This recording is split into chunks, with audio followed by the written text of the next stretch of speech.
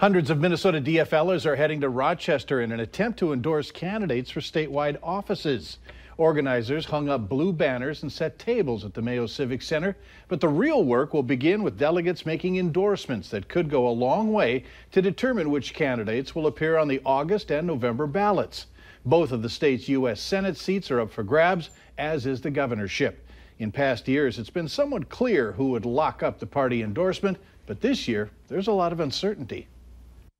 Minnesota is really going to be the epicenter of politics in 2018. It's an incredibly existential election for our state. It's going to determine the direction of Minnesota and the country for years to come.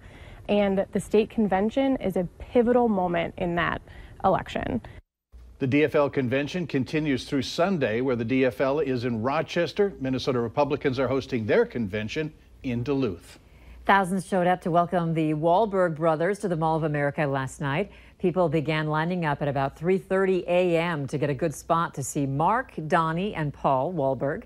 Their 5,500 square foot restaurant called Wahlburgers officially opened last week. Donnie Wahlberg said Mall of America is where a chain like Wahlburgers aspires to be. And for the people who showed up, the talk was more about the brothers than the burgers. I've been kind of learning as I go along, but we're involved in every aspect of the business. We have a really hands-on approach to everything that we do, and we've learned a lot along the way, and it's brought us closer together, which is nice. We all work really hard to make sure that the people who invest their time and their energy in us are happy and satisfied. The Mall of America Wahlburgers is the first of several that will be built in Minnesota.